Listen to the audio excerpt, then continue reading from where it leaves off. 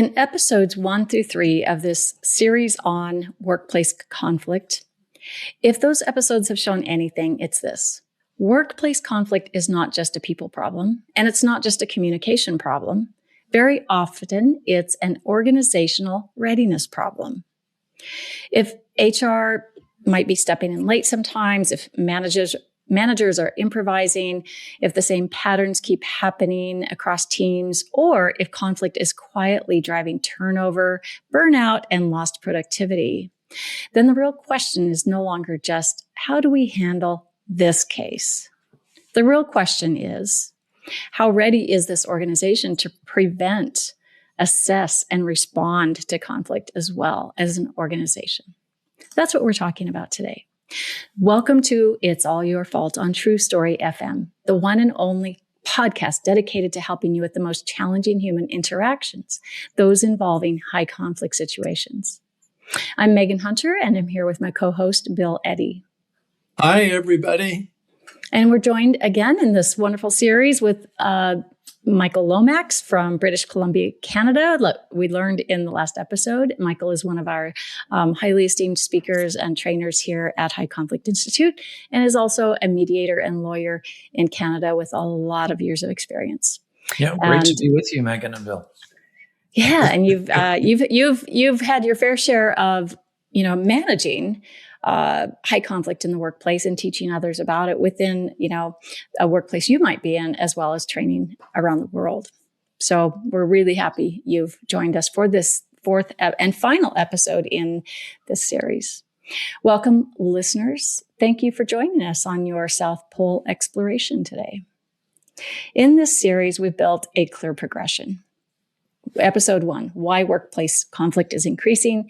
Episode 2, how to assess workplace conflict. Episode 3, what are some tools that leaders can use to respond more effectively in high conflict and across any conflict, right? We didn't even talk about that, but maybe we'll address that in this episode, that this isn't just for high conflict. This is for all conflict. In this episode, we're going to take a bigger picture view. How do organizations move from handling conflict one case at a time to becoming truly conflict ready or even conflict proof, if that's possible? We'll talk about why a case-by-case response is often not enough, and kind of how to uncover the real cost of conflict and what it takes to build a more conflict ready, conflict smart, or conflict proof organization over time. We think it's critical. We think that it's possible. This is especially for HR leaders, executives, and organizations that are ready to stop treating conflict as a series of isolated incidents and start addressing it as a strategic business issue. So, Bill and Michael, we've spent a lot of time at High Conflict Institute and on this podcast and all the work we do in this area, talking about sort of these more specific case-by-case situations. How do you handle this situation? How do you handle it when someone is constantly blaming or complaining? How do you handle accusations of harassment? How do you tell who's telling the truth and who's making false allegations? Lots of things like that.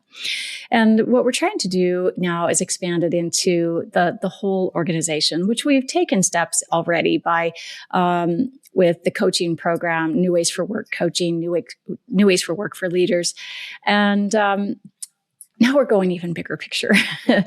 Let's really see if we can help organizations become conflict smart, conflict proof. Is it possible? So first, I want to start with, at what point does a workplace conflict stop from being a series of individual cases and start becoming an organizational problem, Michael? Sometimes, there are those who finally realize the issue might be systemic, maybe not isolated. What have you seen? Well, what I can say is, when you have a high conflict individual at the center of a conflict, what's different about it? Because again, conflict is normal in the human sort of set of relationships at work. It happens all the time. And again, even good things can come from conflict. It's very often how we work through it. But when we sometimes look at a way an individual is showing up, they're complaining about an issue, and then we resolve that one. Then there's another one. They're complaining about how their supervisor deals with them, or complaining about a colleague, or they didn't get the right workspace, whatever it may be. And there seems to be a genesis of this.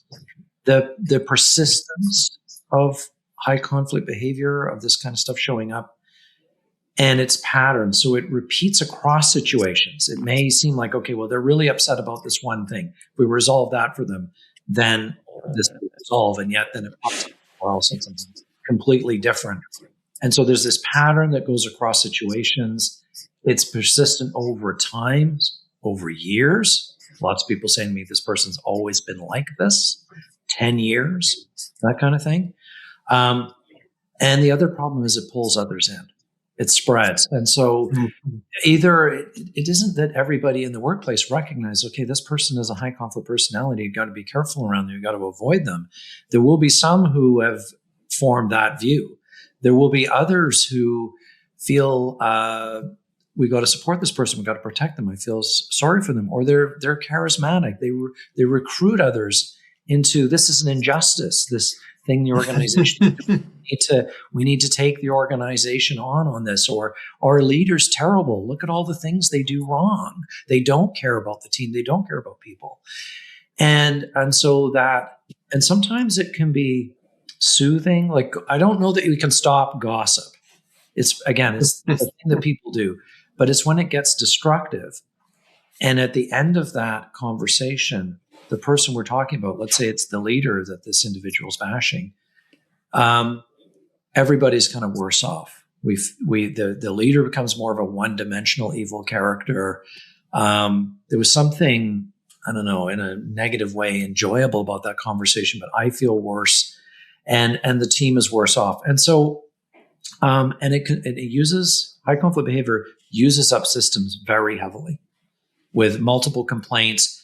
And again, I've seen HR where sometimes they realize what they're dealing with, but it's more, feels like a crisis than it is right now. Here's how we handle this. We have our approach.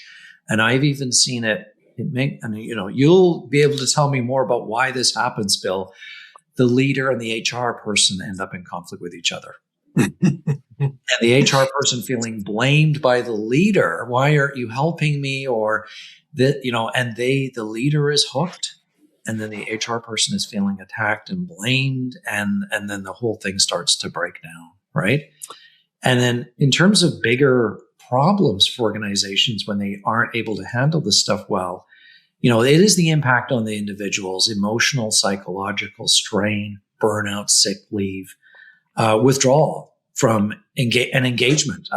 Lots of people just avoiding that person, or I'm not going to speak up at team meetings, that kind of thing. It's not a good idea to do that. It's not safe to do that kind of thing. And so it can affect the whole team. As I've said, the impact on the team, people get pulled into gossip. It's something is still very fascinating or attractive about it. Triangulation, there's always someone who's on the outs, and very often it isn't the high conflict person, it's someone else. And people working around the individual rather than with them, walking on eggshells is again another flag. When I hear that term, people talking about that at work, I know there's probably a high conflict individual somewhere.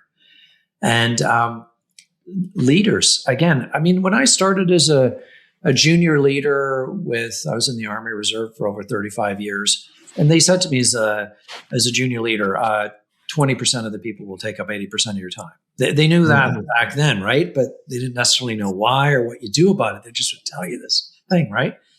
And so you're getting a disproportionate amount of time spent on this individual, and then the leader doesn't have the time to focus on other things. They start to doubt themselves. They become, I've heard the word exhausted. I don't know how many times I've heard that word when I ask a leader, what's it like, or chaos, or even I'm afraid,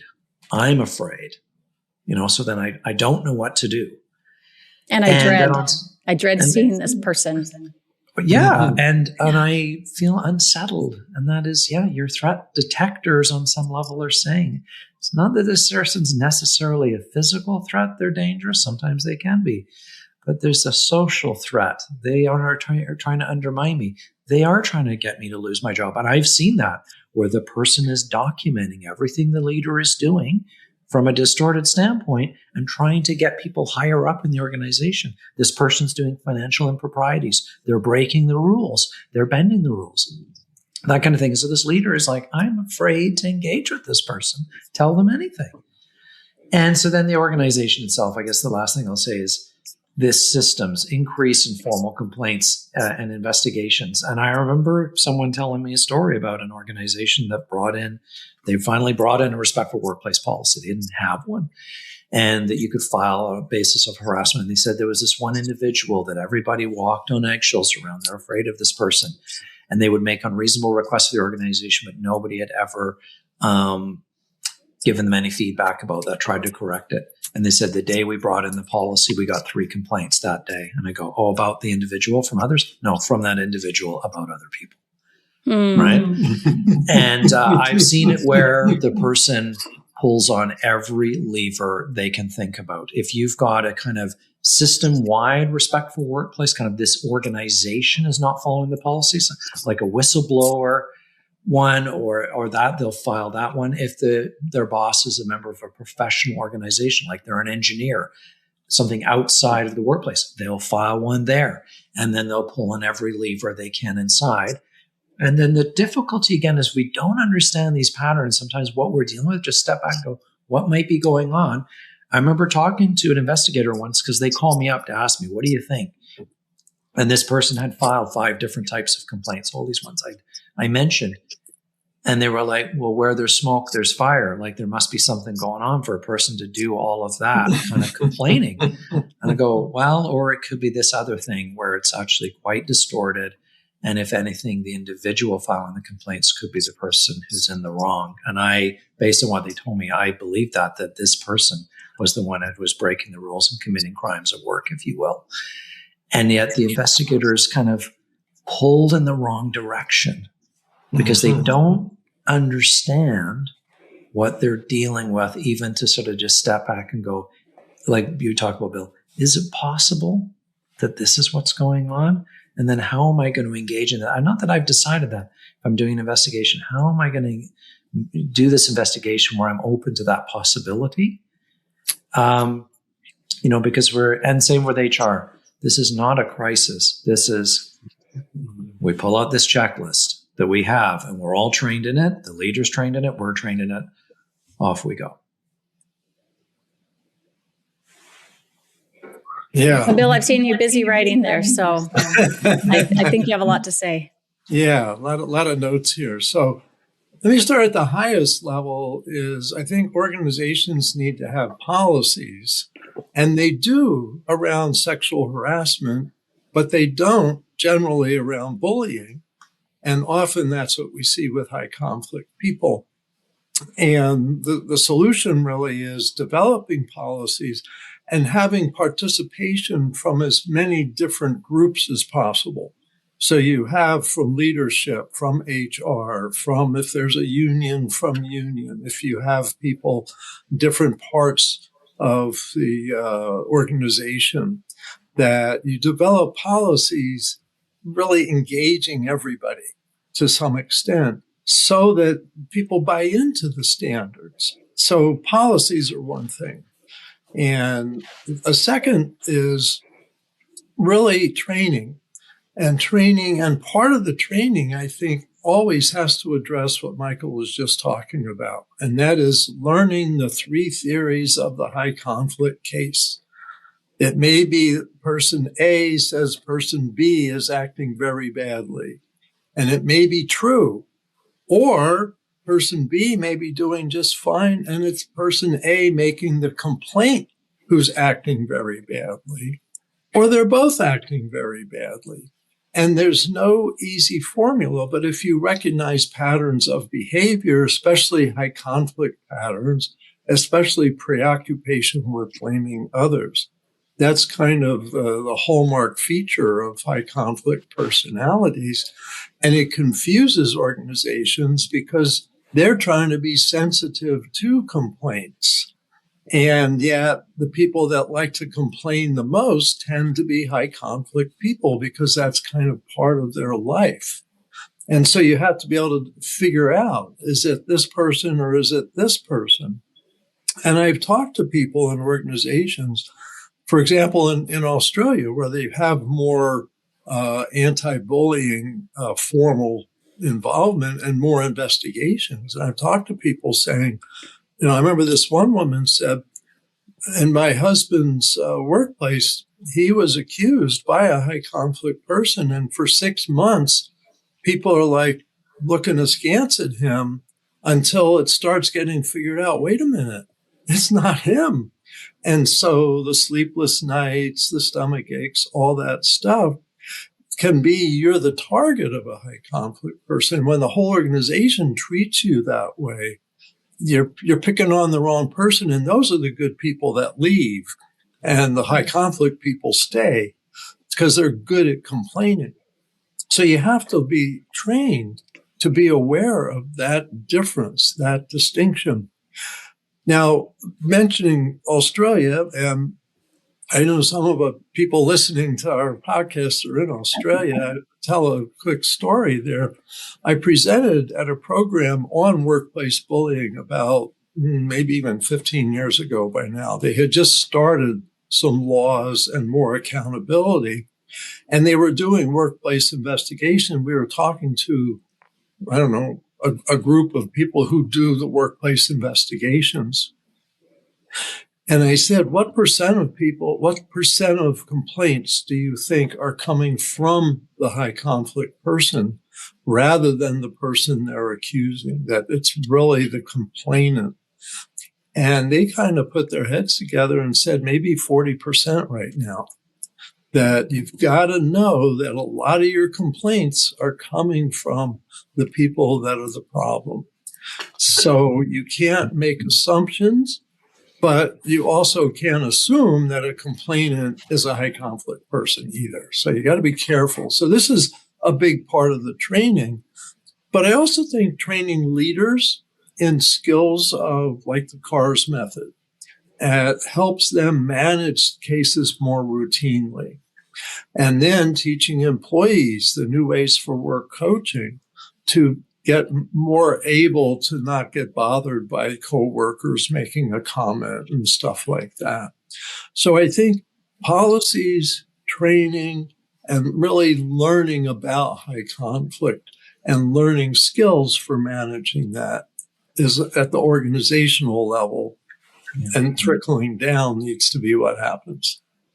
What about role modeling, Michael, by the leadership, top tiers?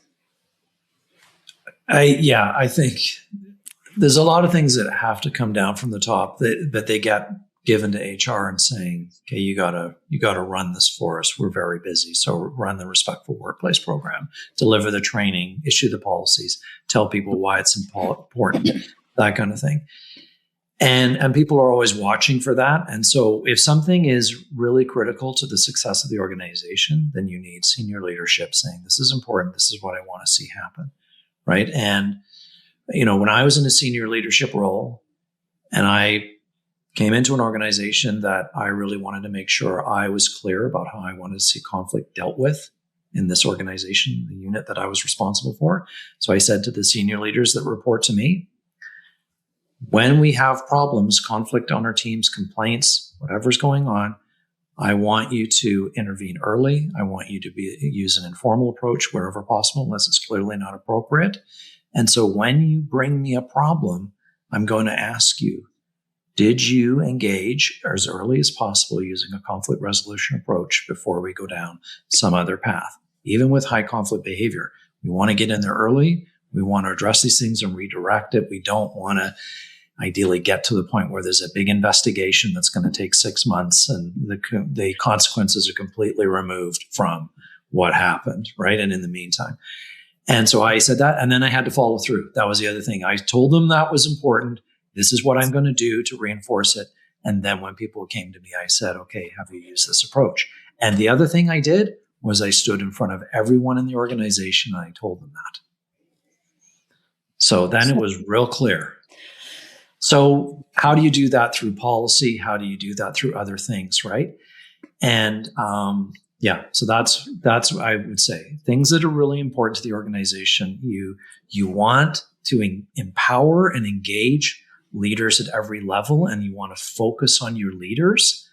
But the senior leadership need to say, this is a top priority to do this well. And to continue to do it well, right? It's not a one-off. Well, and it's I'm there with you. Like, go take a course. Great. Now I've got it. I know how to do it. And yet, statistically, within even a couple of weeks, if I don't use it, I've probably forgotten 90% of it.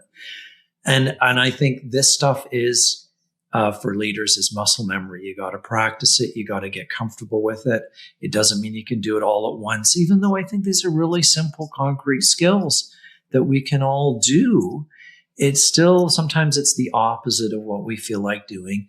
So I agree. You need the organization to support it and reinforce it, rather than it being a one-off kind of course that you take and then to varying degrees people pick it up and use it, right? Yeah. Right. And to be, organization wide, it has to go across every department. Everyone has to be on the same page, speaking the same language as we talked about in earlier episodes. There's not going to be a perfect solution, and there's always going to be some costs there. But just imagine, if an organization skilled up every new employee at whatever level they come in, if they understand or learn the 4 big skills, which are how to manage your emotions, how to have flexible thinking, how to have moderate behaviors, and how to check yourself, which are the 4 opposites of high conflict behavior. Mm-hmm. So it isn't always, a problem of this is a bad, we're never going to say this is a problem of a bad person. We're just going to say this may be a person who is just lacking some skills. So why not help skill them up, particularly in an era where there's probably a lot of skills lacking because of what people are learning from social media, from other forms of media, television, reality TV, where big emotions and all of those things are rewarded. You might be saying to someone, the way you text your friends outside work every day will get you fired here if you text your coworker like that. So you need to not do that. And we can't take certain things for granted anymore around values. For some people, it's good if it works for me, right? Instead of what does it mean for it to be good for the organization and you as an employee to support that, right? And we can't take for granted that people have all been taught the skills to regulate their emotions, to think flexibly. And I think when you do across the board that, you are really helping individuals that, you're going to still have these high conflict individuals in your workplace, but you're empowering them. How do I set my boundaries with this person? How do I stay connected with them so things don't escalate? And then that helps everybody, including that individual, engage better in the workplace. I would say for an organization, it is focus on your leaders and your systems top down. Mm-hmm. And then where you can, the value of giving everybody across the board. Some organizations recognize that conflict resolution, getting along with your coworkers, that's a core competency. Along with, you need to be able to do the forms and do the work properly. And I remember meeting a guy once and he said, I don't have to talk to my coworkers if I don't want to. There's no rule that says I have to. I'm like, actually, there is a rule that says actually my coworkers, right? But he had convinced himself. So again, the more you're saying that's what we want, and then you're actually saying we're going to train you on how to use this computer system. But these other things are so important. We're going to train you in that too. And now we've told you what we're wanting. Now we can hold you accountable. Set the limit. And it doesn't have to be, a negative. Setting limits is a positive. I see setting limits as a gift, honestly, organization-wide and individually, because the cost, right? The cost of conflict to organizations is huge. What was the number? 359 billion workplace conflict crisis. It is big. What's it result in? We're talking absenteeism, It affects productivity, leadership time, retention, morale. These are big. There's burnout, the amount of money and time spent on investigations, and just, perseverating about this. This is really big on an organization, and it doesn't have to be. And sometimes spectacular failures, public failures that hurt the brand of the organization. Yep. Yeah. So I would say when leaders have skills and the HR have that structured approach, you got a system, then even the 5% can be manageable. Again, there's always going to be some that you cannot, but you have that chance to be successful instead of it just being, we're in react mode. Oh my gosh. If you have an organization with 30,000 employees, again, I did the math last time, but you're going to have over 1,000 of these. You're right. You're right. Yeah, I think it was 1,500. I think that was episode 2 in the series. So, I think this is big, and we feel here at HCI like we've been holding on to this secret for a long time. We've trained for 18 years, a lot in the workplace, in courts, and legal arena, education, healthcare, you name it. We really want to help organizations with the secret sauce, because this does not have to impact the organization to the level it is. There is something that can be done, and it's not that difficult. It doesn't take years and years of planning, right? They're pretty significant shortcuts, but there has to be commitment, right? So, we want to come in and help us assess an organization's conflict readiness. And look, if there's a high score, then awesome. You're set, right? And I think at that point, your company is more valuable, because you aren't spending time on people issues. You're really spending time on teaching skills and getting down to the work that you're meant to do there. And people are having better relationships because it's a calmer environment, right? So, we aren't going, it doesn't have to be case by case. It doesn't have to be something you dread. So what's it look like for an organization to be conflict ready, to be conflict smart, to be conflict proof? It's what we've discussed.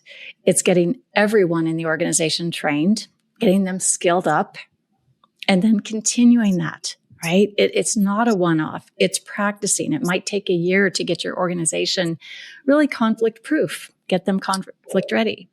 And that's okay, because think about the amount of time that is spent training in a technical aspect, right? I think in this day and age, we need to pay the same attention to the social aspect as well. So I want to ask each of you, do you think, because what we're talking about here is helping organizations make a choice. Do you want to be conflict ready? Do you want to be conflict smart? Or do you want to be conflict proof? Do you think, either of you, Bill or Michael, believe that an organization can be conflict proof? You mean totally preventive and there's no conflict? I don't think that, but I think the resilience of being ready for conflict, manage conflict, having these systems in place, making conflict normal and resolution of conflict normal and prevention of conflict normal. I think that's the key. And that's where high conflict comes in. It catches everyone off guard, but doesn't have to. So I think that an organization can be, if you want to use conflict proof, in other words, it's not going to be knocked off its center because there's a conflict. Yes, I think that can happen. And I think so much of it is just having skills, having a positive attitude, and having really a positive organizational attitude. Because we're talking about conflict, but you also want to be a cheerleader for your organization. Make people happy, make them glad. It's like, I'm going to work now. I'm going to have a good day. And have that kind of attitude and feeling, I think, is all part of it. And there are organizations that do this well, but I think there's more that have difficulty and need help. So that's my thoughts. No, I think you can absolutely build a culture where people are capable effective of dealing with conflict, including these extremes that we're talking about here. And it's extremes that can disrupt the whole system and disrupt the whole culture. That's a problem. Is you may have had a positive culture and then one of these individuals drops in and all of a sudden. So I think you can do that. It takes commitment, and it's not something that, if you're like, we're here and we need to get to somewhere else, right? We're not there right now. That is I would say it is a multi-year commitment, but to change culture. But I have seen it in organizations. I have seen it where I'm working there and I know what it used to be like 10 years ago. And I turn to someone and I say, how do we handle this? And they say, this is what we do about this kind of stuff that we're talking about here today. And the answer is exactly what I was hoping for. And I'm like, okay, it's starting to pay off. This person is a junior leader in the organization and they know how we handle these things and what to do. And they're an example of it. They are an example to their peers and they're the people that report to them of how to do it. But it is a multi-year commitment, and it is seeing it as part of your organizational culture, that it is a core competency for leaders and a core competency for your employees, and it has to be driven from the top down. This is what we want in this organization, this culture. And it will reduce risk, right? It will make you more competitive. It will impact your bottom line. Absolutely. Yeah, it's just sometimes the costs seem to be hidden. They're not hidden. If you actually measure for it and look at it, they're not. But it's kind of this, it's not there the same as, you don't see it on a financial spreadsheet, the bottom line, but it is absolutely there. Let me put in a plug for learning the kind of conflict skills we're talking about as an organizational benefit. So many times I've had people come up to me after a training and say, well, I'm going to use this at work, but I'm really going to use this with my sister or my neighbor or my uncle or somebody. And they say, this is a benefit. This is a mental health benefit to an organization to have people learn something they can use everywhere. And I want to put in a plug for it as a benefit. I love that, right? So that could go in the benefits package. Yeah. Going to be able to handle conflict.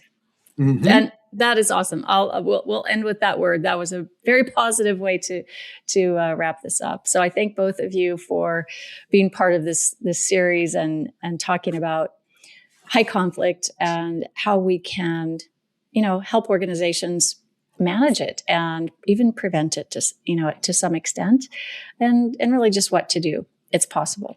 So I thank you both. And I thank all of you listeners for listening to this 4-part series. We've moved from the problem to the assessment to the leader tools, and then taking a look at that bigger organizational question. The larger takeaway is this: organizations don't become healthier just by getting better at crisis response. They become healthier by becoming more prepared, more consistent, and more conflict capable. And that's where we can help at High Conflict Institute.